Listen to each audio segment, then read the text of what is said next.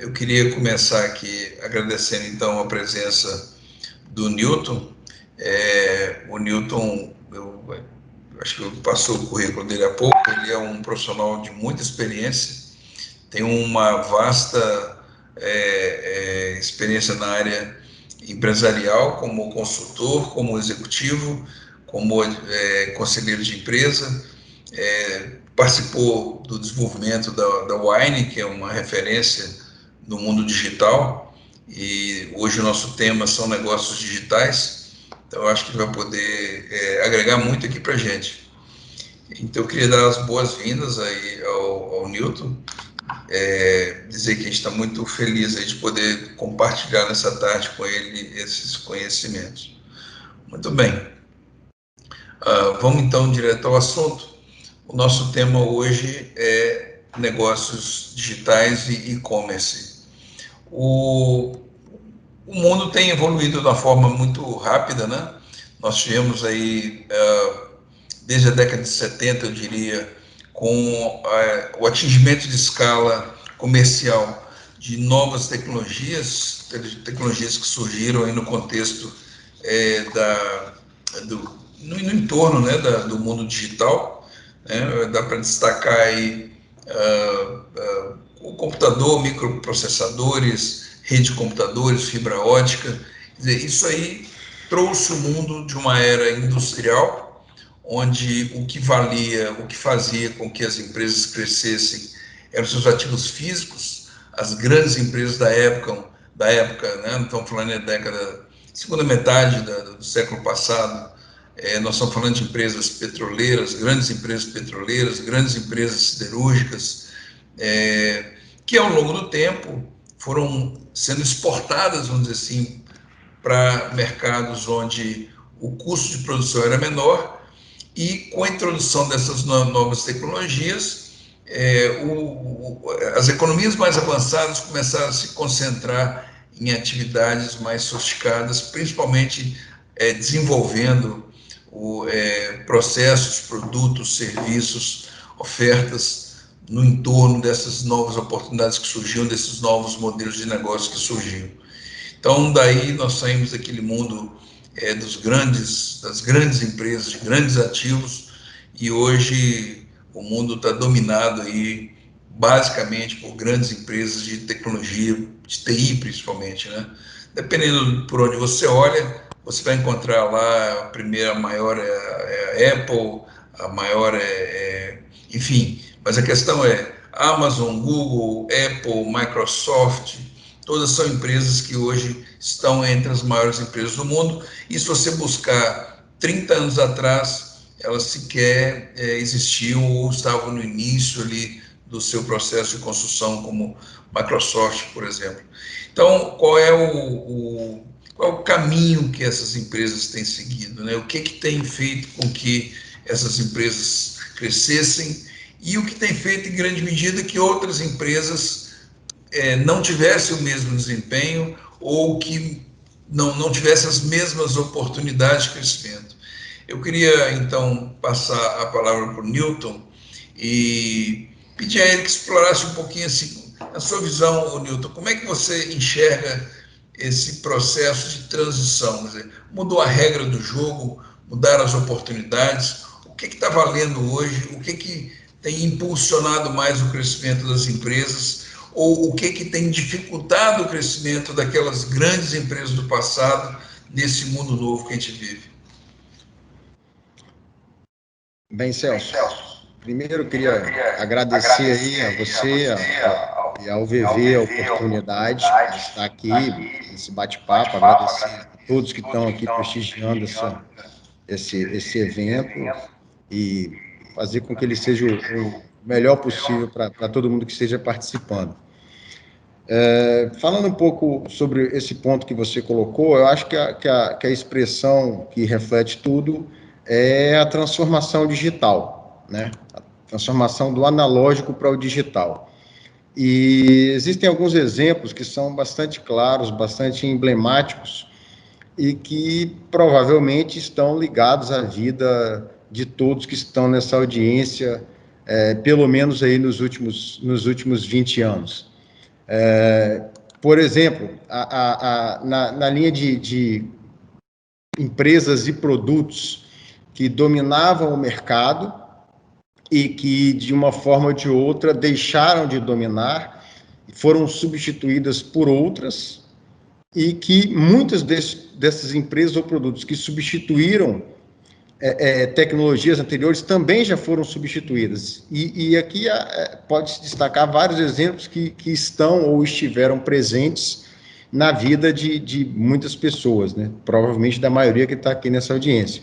Então, a gente pode começar pela Kodak. Kodak era uma empresa que especializada em máquinas de rolo, né? Os rolos de filme, eles tinham 12, 24 ou 36 posições, não sei quem já usou uma máquina de filme aí, mas você não tinha oportunidade de escolher a foto, você batia a foto, tinha que revelar aquela foto. E no início desse século, né, 20 anos atrás, elas foram praticamente dizimadas e substituídas pelas câmeras digitais. Inclusive, a Kodak, que não utilizou a tecnologia digital na época, ela praticamente acabou. E as câmeras digitais, elas pareciam ser uma solução definitiva, né? Então, tinha lá a famosa Sony Cybershot, que muita gente teve, você tirava foto, escolhia as melhores posições, e basicamente a limitação que existia era a memória do cartãozinho dentro da máquina, que depois você podia passar para o computador, aquilo era uma coisa de outro planeta. E parecia que as máquinas digitais iriam dominar o mercado, dominaram por determinado tempo, mas depois os celulares passaram a ter uma tecnologia de câmeras excepcionais, né? Uma tecnologia muito boa, e praticamente as câmeras digitais também saíram do mercado, e hoje a grande maioria das pessoas tira foto no seu dia a dia em câmeras de celulares, até porque tem a questão da comunicação aí via redes sociais, a transmissão das imagens online também através das redes sociais. Seguindo na linha desses exemplos, a gente tem o vinil, né, o disco de vinil, que lá atrás, no final do século passado, dominava o mercado de música, veio o CD, que parecia, foi uma solução que acabou com o vinil, né? Levou a música para os carros. Antigamente nos carros se ouvia música em fita cassete, e o CD passou a permitir que se ouvisse o álbum de um artista no carro. O CD também foi substituído posteriormente pelo MP3, que já está também fadado a fracasso aí com aplicativos como Spotify, onde você pode ter de forma online ou offline praticamente todas as músicas existentes aí que sejam do seu gosto musical. Outro exemplo que a gente pode citar diz respeito a Blockbuster, né? Eu estava dando uma olhada aqui agora na internet, a Blockbuster chegou a ter 9 mil lojas apenas nos Estados Unidos, de locação de filmes, seja em cassete, seja em DVD. Hoje existe uma única loja da Blockbuster e a Netflix está aí, acessível a todos, basta que você tenha uma Smart TV. E é importante a gente destacar o seguinte, como que as pessoas são nativas digitais ou não, como que elas, qual é a história de vida dos consumidores em relação às tecnologias disponíveis. Posso dar um exemplo pessoal, meu filho de 5 anos, ele hoje, com a permissão dos pais, é bom que se diga, liga a televisão, que é uma Smart TV, o próprio controle remoto da televisão tem um botãozinho de acesso ao Netflix, ele acessa a Netflix via uma TV inteligente. Dentro da Netflix já tem um canal com o nome dele, né, uma área com o nome dele, parametrizada com todos os programas que ele gosta de assistir. Então, pensa bem como é a cabeça de uma criança que nasce com isso, né? Há tempos atrás, você tinha que se submeter ao que estava disponível numa TV aberta ou numa TV paga, caso você tivesse recurso e tivesse interesse em pagar uma TV a cabo ou digital, que era o que tinha disponível há alguns anos atrás. Só para a gente exemplificar essa questão de como essa transformação ela continua acontecendo ainda nessa linha aí de imagem, né? Para quem gosta de futebol, hoje vai ter um jogo da Libertadores do Flamengo, que é um time de massa, sem entrar no clubismo de cada um, mas que poderia dar uma excelente audiência para os anunciantes da TV, seja ela aberta ou fechada, e esse jogo vai ser transmitido exclusivamente via Facebook.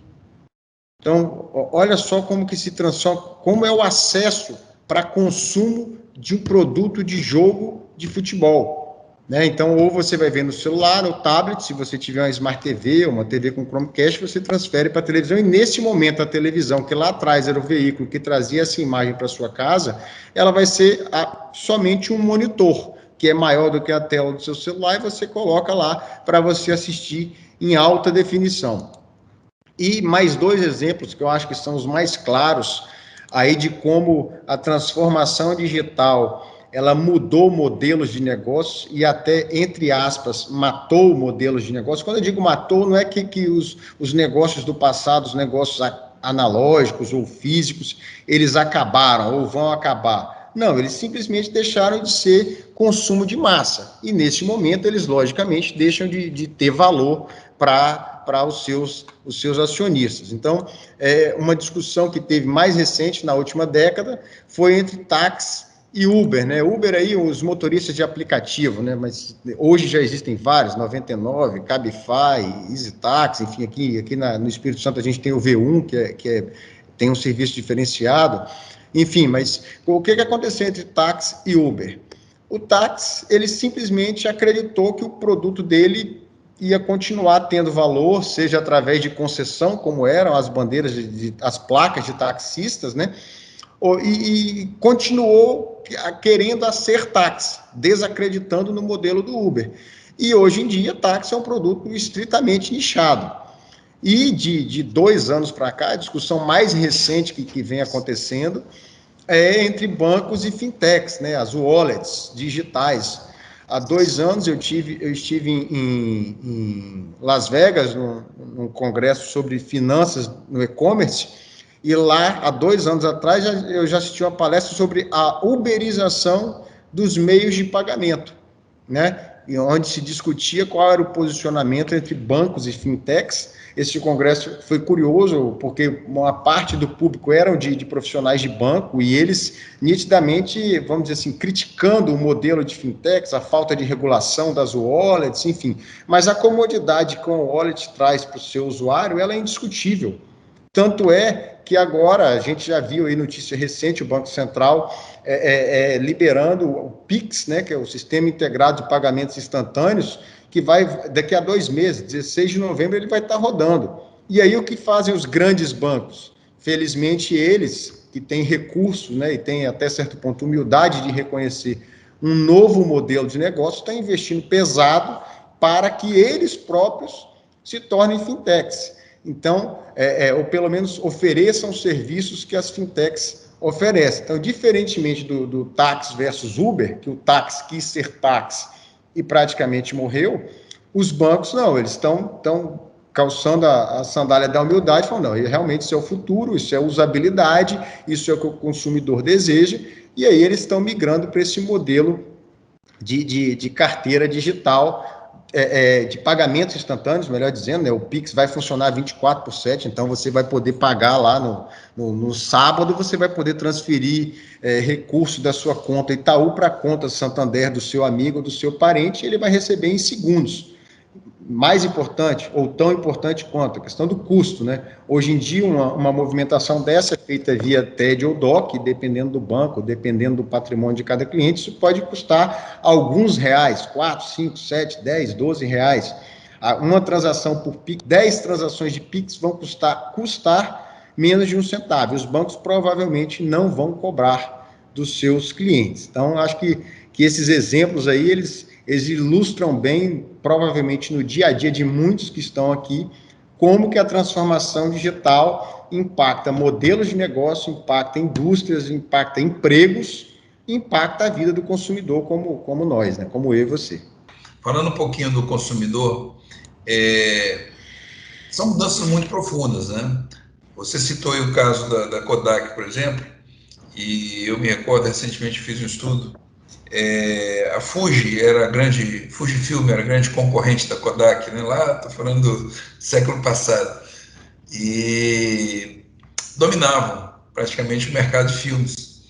E a Kodak, ela, apesar de ter descoberto a tecnologia, foi a Kodak quem descobriu a tecnologia da fotografia digital. Ela preferiu ignorar, não ignorar, na verdade, ela tentou evitar que aquilo viesse ao mercado, porque prejudicaria o produto principal dela, enquanto que a Fuji, ela acabou se adaptando e ela derivou os negócios dela para o mundo de equipamentos. Então, hoje, a Fuji é uma empresa muito próspera, produz equipamentos hospitalares de muita qualidade, alta tecnologia, enquanto a Kodak morreu, ou seja, a indústria, às vezes, ela comete um erro muito grave de temer pelo avanço de uma tecnologia que ameaça o seu negócio. O, o, é, é, se você olhar, Bill Gates escreveu um livro na época, não sei se foi ele que escreveu, se alguém escreveu com o nome dele, mas enfim, A Empresa da Velocidade da Luz. E nesse livro, que é um livro do século passado ainda, do final do século passado, ele coloca uma posição muito interessante. Eu me lembro bem da frase, né? Ele fala assim, olha, eu prefiro canibalizar o meu negócio do que esperar que outro faça. E essa expressão ficou bastante célebre, né? Porque surgiram muitos casos onde empresas elas preferiram ignorar, evitar a canibalização do seu produto e foi canibalizada pelo mercado, que é bem o caso da Kodak. A Kodak poderia ter iniciado uma nova era de um novo produto, ser extremamente próspera, explorando aquela tecnologia digital que ela descobriu, né, que ela desenvolveu.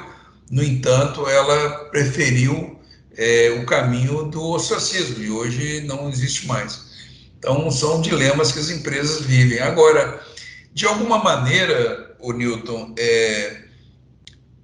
não existe mercado sem consumidor, né?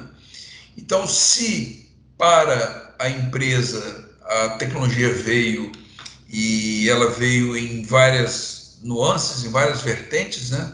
Ela impactou o modelo de negócio, ela impactou o processo produtivo, ela impactou a relação com o mercado, mas na essência, uma coisa que apareceu e cresce, para mim é muito evidente isso a cada dia, é a importância do consumidor.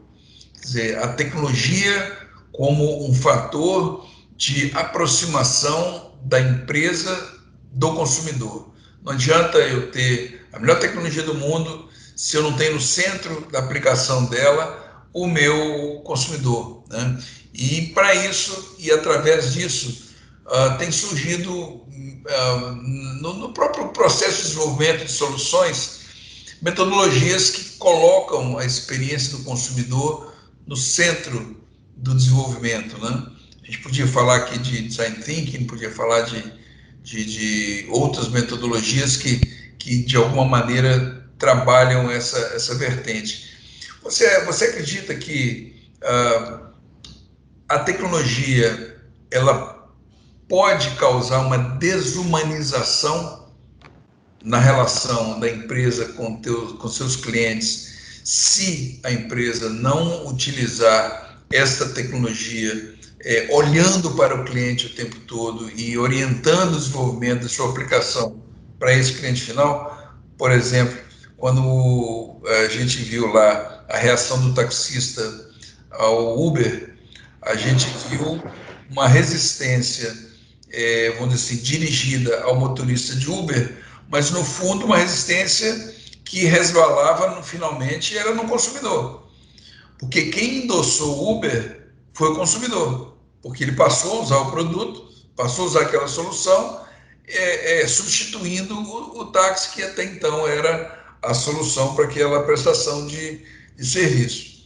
Então, quer dizer, não fez sentido prático nenhum, ou não resultou em sentido prático nenhum,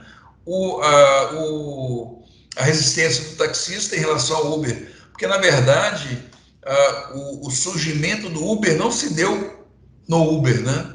O surgimento do Uber se deu quando surgiu o smartphone. Foi lá que o taxista tinha que ter acordado, porque o smartphone viabilizou uma solução que inclusive os taxistas poderiam ter desenvolvido algo a respeito.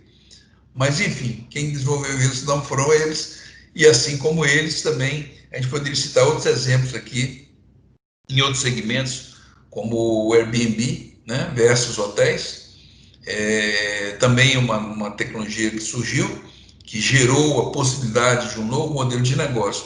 Ou seja, quando a gente olha esse quadro, esses exemplos que eu estou te falando aqui, eu vejo muito claramente assim, olha, as empresas que se apropriaram dessas tecnologias que foram surgindo e criaram a partir dali modelos de negócio alinhado com o cliente final, ela prosperou.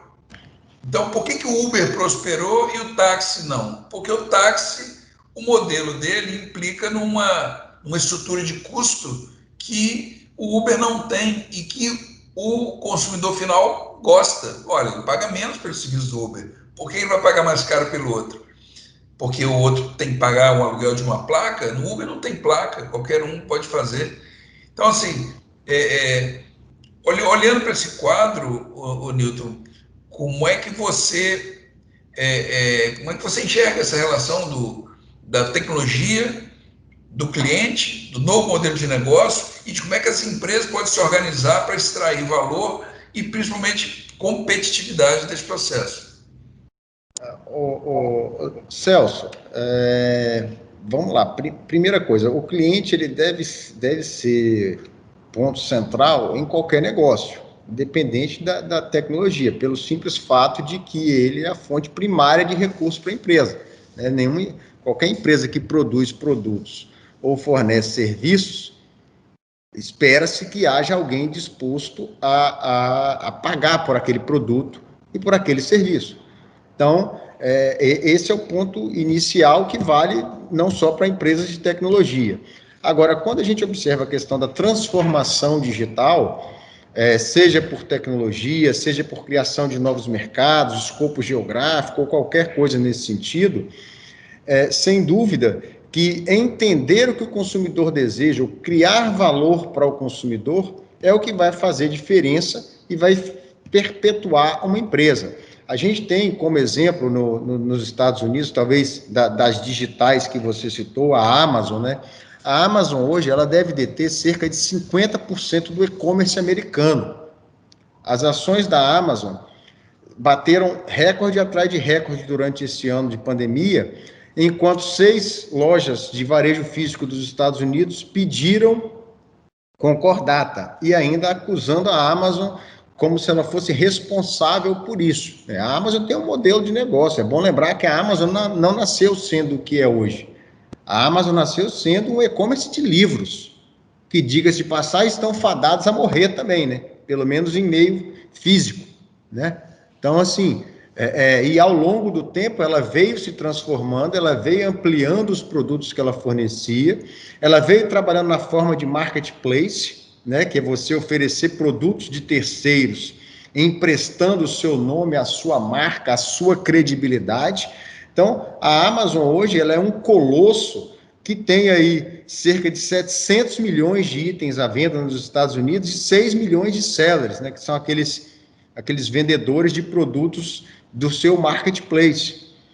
E, ao longo dos anos, diversos conceitos vêm se desenvolvendo dentro do e-commerce, muitos, não vou dizer que criados, mas ditados por empresas como a Amazon, né? Você tem conceito de omnichannel, take and go, pick up in store, quer dizer, são conceitos que vêm surgindo, todos eles no sentido de maximizar a experiência do cliente. Então, quando você maximiza a experiência do cliente, você desperta nele um desejo maior de pagar por aquilo que você está oferecendo, seja um produto, seja um serviço.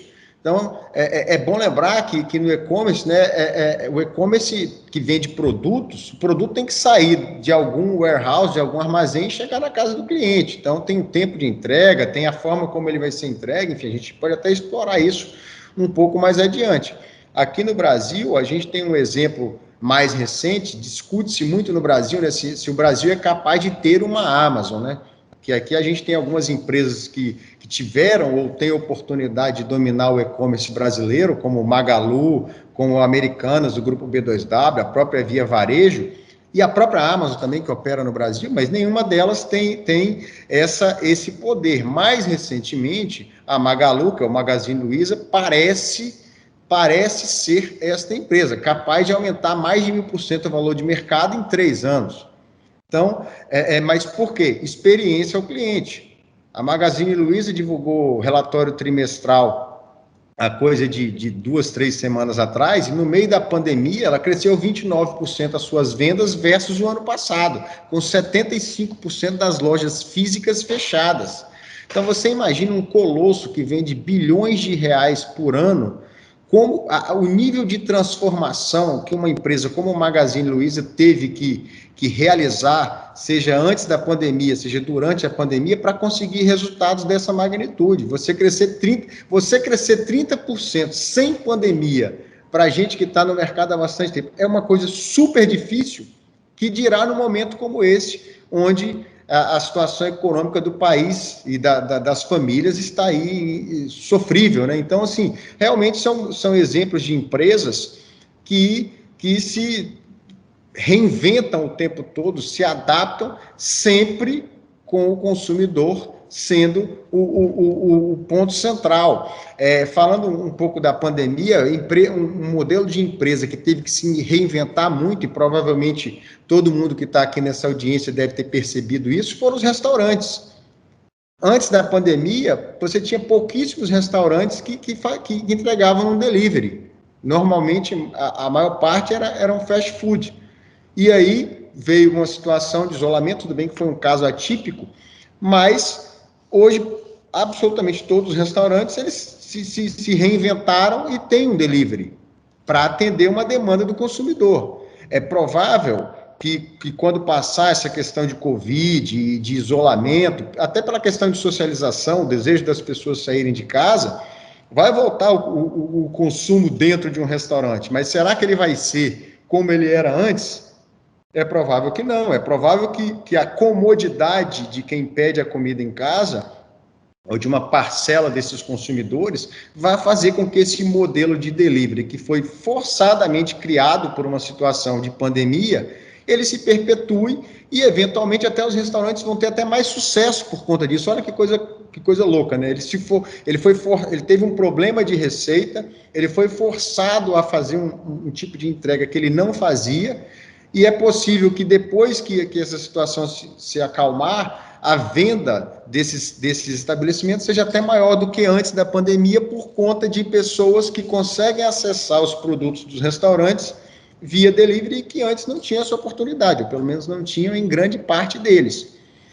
Ainda falando aí, né, nessa questão de tecnologia versus consumidor, vamos dar exemplo esse trabalho que nós estamos fazendo aqui agora, esse evento que a UVV está patrocinando e que ele está sendo realizado de forma completamente online.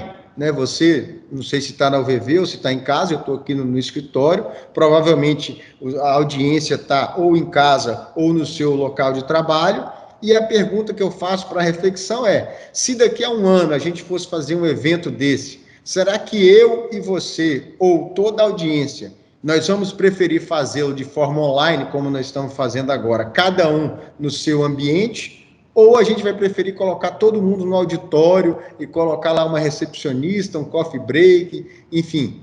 Eu tenho dúvidas se a gente vai querer o modelo antigo. Tenho muitas dúvidas, pelo menos a minha resposta é não, mas é lógico que a gente tem que ver pela maioria. Então, e aí ainda falando desse modelo aqui, a gente tem, por exemplo, a Zoom, né, concorrente do Teams, que é a ferramenta que a gente está usando aqui, são empresas, a Zoom cresceu o valor de mercado absurdamente. Eu vi hoje em um site de notícias, Snowflake, é uma empresa de guarda de dados na nuvem. Quer dizer, ela abriu o capital e hoje, em setembro, ela vale 6 vezes mais do que ela foi avaliada em fevereiro. E ela abriu capital nessa semana. Imagina o que é isso. Uma empresa que tem um valuation 6 vezes maior em 7 meses.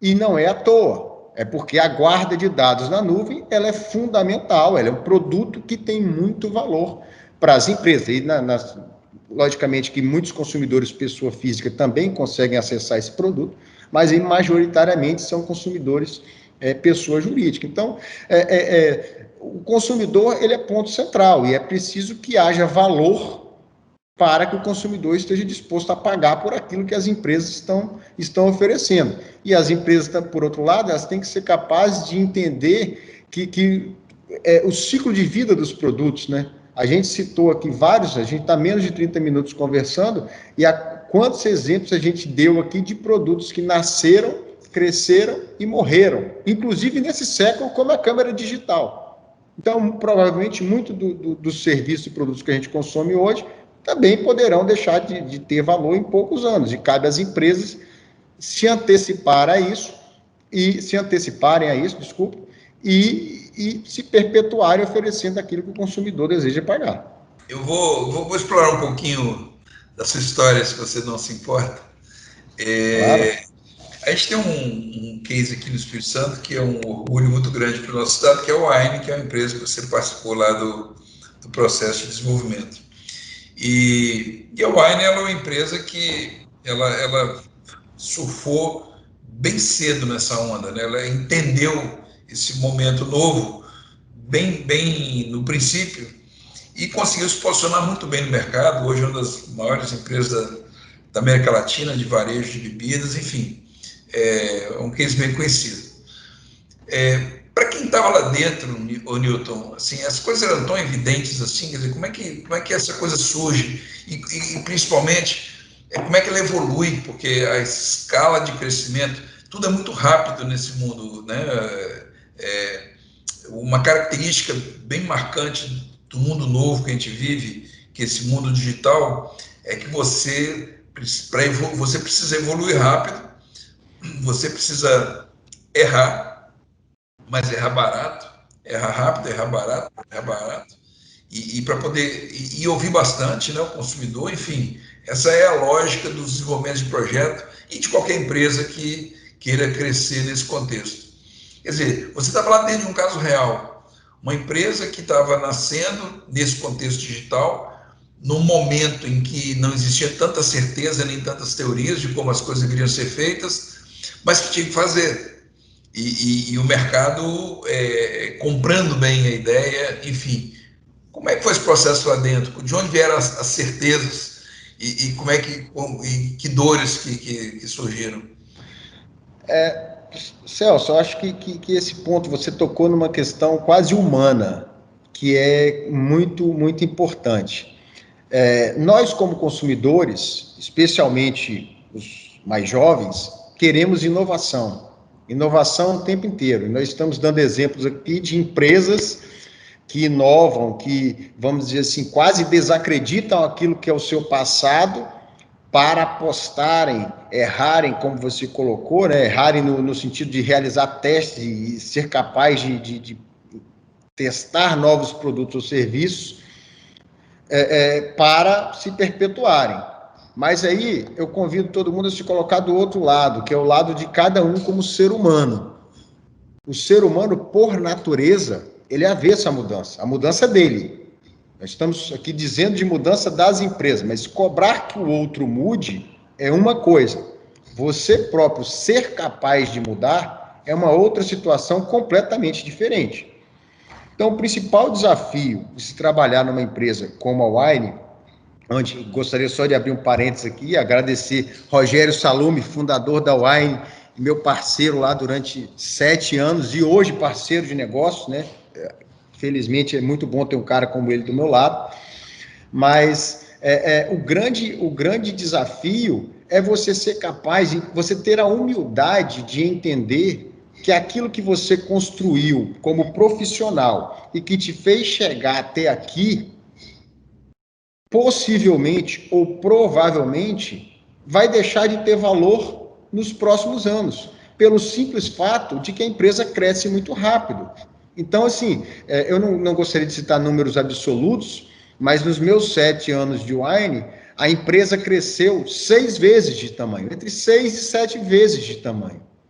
E isso não quer dizer que o trabalho que eu realizei lá no primeiro ano que eu entrei aumentou 6 vezes.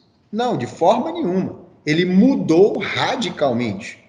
Então, é isso que os profissionais, e aí não deixamos de falar de cliente, mas falando do profissional, ele tem que ter a humildade de saber, e essa talvez tenha sido a maior dificuldade, porque você forma equipe, você cria processos, e à medida que a empresa cresce, não é que aqueles processos que você criou estavam errados ou eram ruins, eles simplesmente passam a ser substituídos por processos mais eficientes, mais adequados à sua nova realidade.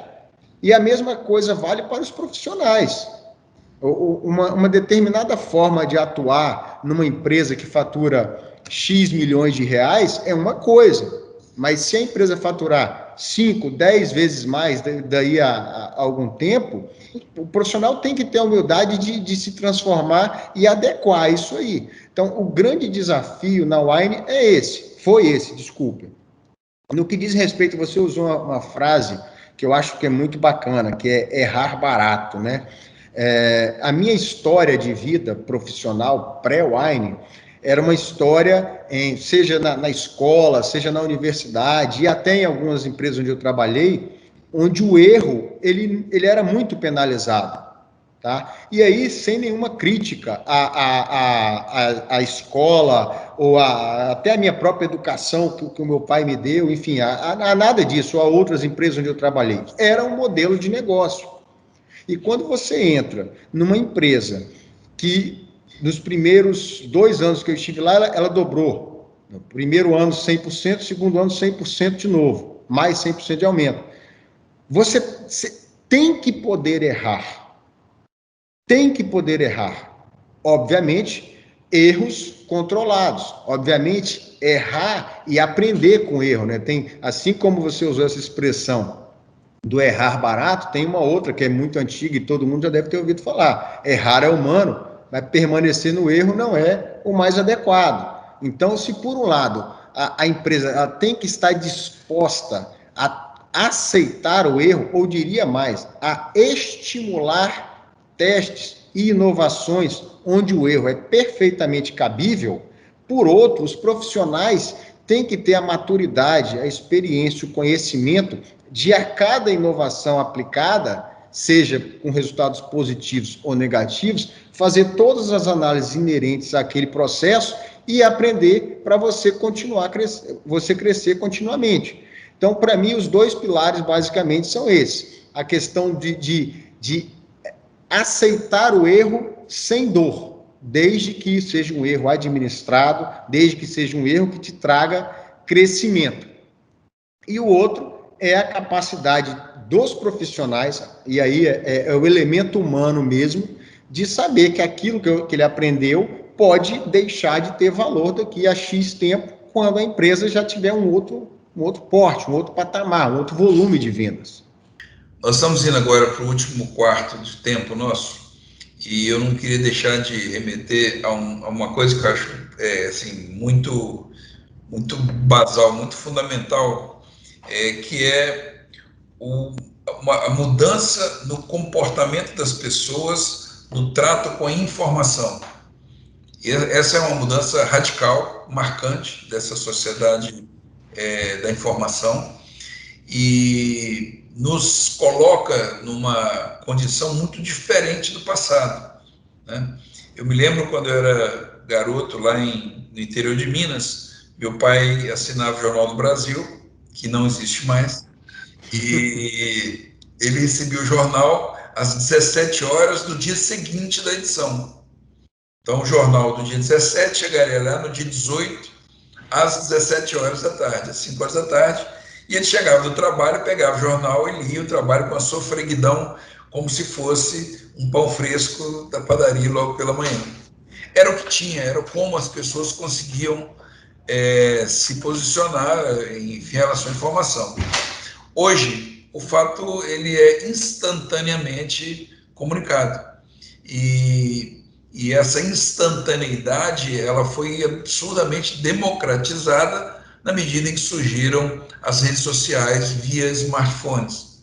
Então, os smartphones, o mundo hoje é móvel, né? O mundo é mobile, e o smartphone ele trouxe essa facilidade de comunicação onde você se comunica com qualquer pessoa, em qualquer lugar do mundo, e surgiu os WhatsApps da vida, Facebooks, Instagrams e etc. Muito bem. Esse mundo novo, esse contexto novo, né, ele não só impacta as pessoas, mas ele também, de alguma maneira, ele impacta o relacionamento das marcas com as pessoas. Então, qualquer atitude que a empresa tome que, de alguma maneira, no passado não tivesse muita importância, hoje pode gerar consequências muito relevantes. Bom, onde é que eu quero chegar? Nós estamos num mundo conectado, onde as pessoas estão totalmente conectadas e estas pessoas se valem dessas redes sociais para formar opinião, influenciar e ser influenciadas. Se no passado muito da formação de opinião para consumo se dava pelos meios conhecidos aí offline, né, televisão, rádio, jornal, essa facilidade de relacionamento faz com que as pessoas hoje busquem muito mais opiniões de pessoas em que ela confia, pessoas próximas, com que ela acessa ali pelo WhatsApp. Eu tenho certeza que você e os nossos colegas aqui da audiência já passaram pela experiência de estar dentro de uma loja, ver um sapato bacana e ver a marca, entrar no site, ver quanto custa no site e ver quanto custa na loja, chegar para o vendedor e falar assim: vem cá, eu tenho aqui no site 10% mais barato, você não faz preço não? E aí o vendedor ele fica numa situação embaraçosa, porque para ele é muito difícil competir com esse mundo online. Então, a rede social, ela não é só a coisa da relação social, ela impacta o negócio também, né? E aí não só ela impacta o negócio, e aí eu vou trazer aqui a questão do e-commerce, né? Ela gera uma potencialização fantástica do e-commerce. Na sua opinião, né, nesse mundo novo, onde as pessoas estão conectadas, onde você pode, não importa onde você esteja, consumir quase tudo, como é que você enxerga o papel do varejo tradicional? Para onde estamos indo? As lojas americanas, elas existem como marketplace, como você falou, mas elas também existem aqui a 30 metros de onde eu estou agora. Uma estrutura cara, com um monte de gente trabalhando, com um monte de estoque, com um monte de capital de giro empatado. Quer dizer, e o e-commerce, para onde ele vai? Olha, essa é uma pergunta que é uma pena que é só para o último quarto, porque a gente poderia ficar aqui o resto da noite discutindo isso. Antes de mais nada, eu só queria puxando o gancho do início dessa sua última fala, na questão da informação, tá? Saiu informação hoje à tarde de que os Correios do Brasil devem ser realmente privatizados. Você chegou a ver isso? Você sabe quais são os 4 principais players na disputa para a aquisição dos Correios do Brasil? Vamos esquecer política, tá? Eu só estou falando, porque tem tudo a ver com o nosso bate-papo. Os 4 principais players são 4 dos maiores marketplaces do mundo, sendo que só um é brasileiro, que é a Magalu. Estão no páreo Magalu, Amazon, que é americana, Alibaba, que é chinês, e o Mercado Livre, que é argentino. Então, a informação acabou de chegar, né? Me veio o insight de falar isso para você por conta aí dessa informação que você contou do seu pai com o Jornal do Brasil, né? A informação acabou de chegar e aí a gente vê uma, entre aspas, loucura que é, né? Porque o Correios, a rigor, são empresa de entrega, empresa de logística, né? É óbvio que no e-commerce que vende produtos, a logística é a perna física que é crucial. TI você consegue fazer online, marketing você consegue fazer online, mas não tem como você comprar um tênis e ele não chegar na sua casa fisicamente. Então, a logística continua sendo, nesse tripé de tecnologia, marketing e logística do e-commerce, aquele que ainda é físico. E simplesmente os Correios do Brasil têm como principais players para compra. Você vê o poder, né, também destas 4 empresas, a representatividade. Você poderia pensar numa Tancargo, numa GoLog, né? A gente tem inúmeras empresas tradicionais de logística que poderiam ser players para aquisição, até uma FedEx de fora, né? Enfim, mas não. Os principais players são e-commerce, né? São marketplace, desculpa, provavelmente, né? Porque eles estão cientes de que um dos grandes calos do e-commerce brasileiro é justamente a infraestrutura logística, e adquirir a rede dos Correios vai fazer uma enorme diferença na entrega dos produtos que forem adquiridos. Então, não queria perder a oportunidade de falar sobre esse ponto. Sobre essa questão de para onde vai o varejo físico ou o e-commerce, eu acho que tem muitas vertentes sobre a mesa, tá? Você deu um exemplo aí de que provavelmente cada um de nós já teve a experiência de entrar numa loja de sapatos e ver o preço do sapato e ali fazer uma pesquisa na internet. Eu não sou nem de longe um nativo digital e nem sou jovem, mas na hora que você falou, eu pensei assim, eu praticamente não vou em loja física. Então, isso que você falou, eu não me lembro de ter feito, porque eu compro online, tá? Mas, falando um pouco de onde vai o varejo físico e o e-commerce, eu acho que depende um pouco, Celso, especialmente falando de Brasil, há uma disparidade muito grande de acesso à tecnologia, de credibilidade em uso de wallets, seja por dispersão geográfica, seja por fator econômico, seja por idade, tá? E aí, sem entrar muito em juízo de valor de idade, por favor, mas eu dei o exemplo do meu filho de 5 anos que acessa a Netflix, né, sozinho. Eu e você vivemos um mundo analógico e vivemos um mundo digital, mas os nossos pais provavelmente têm, os meus pais, pelo menos falar pelos meus, têm um pouco mais de dificuldade de aceitar, de fazer uma compra online. Então, essa questão de para onde vamos, ela é muito... Acho que a velocidade com que isso vai acontecer, ela não é a mesma para o mesmo público, né? E já que a gente falou de idade, também num congresso que eu estive, de Internet Retailer, lá em Chicago, bastante interessante, há um ano atrás, o VP do Airbnb falando da importância da relação entre pessoas de idades diferentes, né? Onde, às vezes, pode haver preconceito das pessoas de mais idade no uso do e-commerce. Mas, na realidade, por exemplo, no Airbnb, a média de idade dos funcionários é 30 anos. Mas mais de 50% dos fornecedores do Airbnb, que são proprietários de imóveis, têm mais de 50 anos. Então, tem que haver uma conexão entre as pessoas de mais idade e de menos idade. Então, sobre a experiência de consumo propriamente dita, eu acho que para quem é mais jovem, é natural isso. Outro dia, eu vi, foi antes da pandemia isso, tá?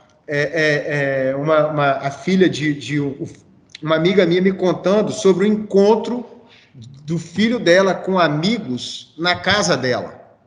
Então, como que a gente convidava, eu digo a gente, eu posso dizer minha idade, tem 45 anos, não tem nenhum problema de dizer aqui, como que você convida amigos para irem na sua casa? Você prepara um jantar ou escolhe algum menu ali, recebe as pessoas e vai oferecendo a entrada, prato principal, uma sobremesa, enfim, isso é o típico para nós, vamos dizer assim.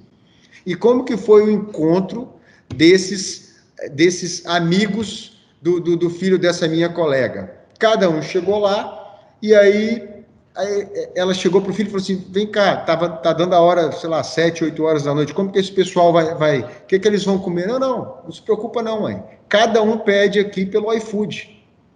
E aí, simplesmente, quando eu dei a hora que os amigos julgaram que era a hora da refeição, cada um entrou no aplicativo ali, pediu um prato diferente, é bom que se diga, né? Porque um pede pizza, o outro pede comida japonesa, o outro pede um sanduíche, todo mundo recebeu e comeu, se divertiu e pronto. Então, assim, são experiências muito diversas, realmente, que a gente tem que estar, como é que eu vou dizer? As empresas elas têm que estar ligadas ao atendimento a todos esses públicos, de acordo com a faixa etária. Lembrando que as pessoas de mais idade, elas tendem a ser, esse também foi um ponto que esse VP do Airbnb comentou lá, elas tendem a ser pessoas que têm mais recursos financeiros.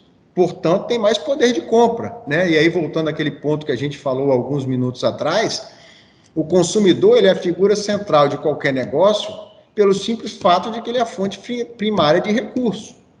Então,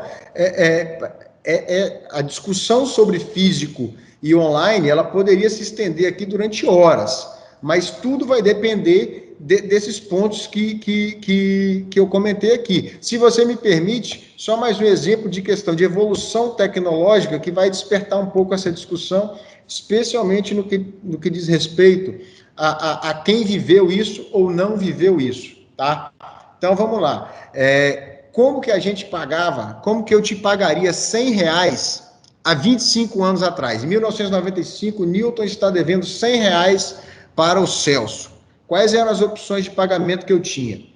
Eu poderia ir num banco, sacar R$100 e te entregar, mas tinha a logística de ir no banco e te encontrar para te entregar uma cédula de R$100. Eu poderia fazer um DOC ou um TED, que naquela época demorava aí 2, 3 dias para cair na sua conta, com um custo absurdo, ou eu poderia ainda emitir um cheque para te entregar para você ir no banco depositar. E aí vem uma outra pergunta. Você se lembra quando você preencheu a folha de cheque, Celso? A última vez? Rapaz, faz tempo, hein? E então vem outra pergunta, né? Que é uma pena que eu não sei como que está a audiência aqui, se eles conseguem responder, provavelmente não, mas será que todos da audiência já preencheram na vida uma folha de cheque? Será que sabem o que é um cheque cruzado? Será que sabem o que é um cheque predatado? O meu pai, quando eu tinha 12 anos de idade, ele me ensinou os cuidados que a gente tinha que ter ao preencher um cheque, para que ele não fosse burlado, o cara colocasse um zinho na frente lá e de repente 1.000 virasse 10.000, enfim. E muita gente provavelmente nunca emitiu uma folha de cheque na vida.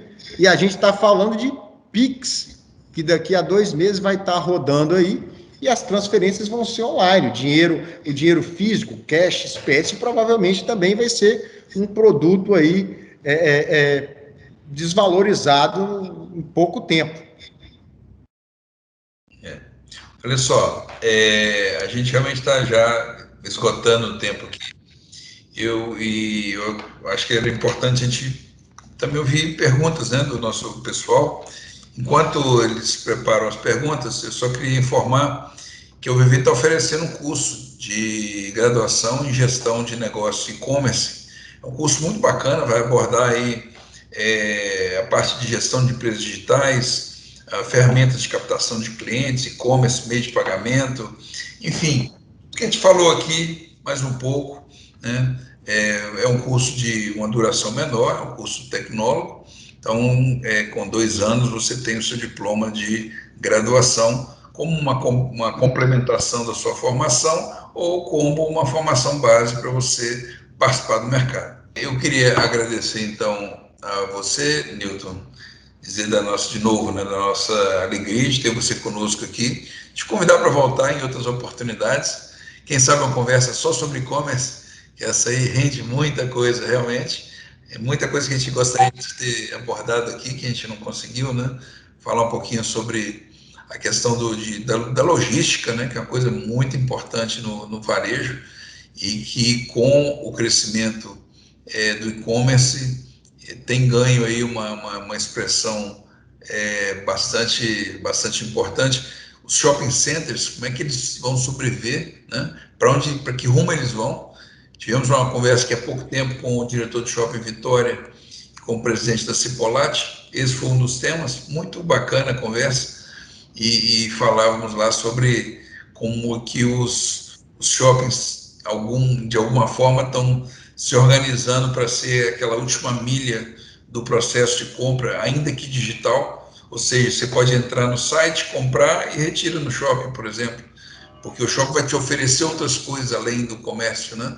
Vai te oferecer espaço de entretenimento, ou seja, é um mundo muito novo, né? E eu acho que tem assunto para a gente conversar bastante, tá? Queria agradecer a todos que participaram conosco aqui, convidá-los para os próximos. Toda semana a gente tem uma live aqui, a gente procura trazer um tema que seja um tema interessante, e na próxima semana teremos aqui também mais uma atração. Gente, muito obrigado, Nilton, obrigado pela sua presença aqui, uma boa noite para você, uma boa noite para todos. Eu agradeço aí o convite, acho que foi um bate-papo muito legal, uma conversa super rica. Aproveito para deixar a última mensagem aqui, que o Espírito Santo vive, Celso, um momento de ter um ecossistema de digital, de inovação, que está em ebulição. A gente tem iniciativa por parte do governo, com laboratório de inovação de gestão, a gente tem Feeds Labs, a gente tem iniciativas como o Base 27, que é um hub de inovação na construção civil. A gente tem inúmeras startups sendo criadas com ideias geniais aqui no Espírito Santo. A gente tem investidores financeiros de modelos tradicionais de negócios, ávidos por oportunidades onde eles possam alavancar esses negócios digitais. Enfim, então a gente tem um ecossistema realmente muito rico para quem quiser se aprofundar, se desenvolver e aprender sobre negócios digitais. Bacana. Gente, uma boa noite. Até a próxima. Tchau. Valeu.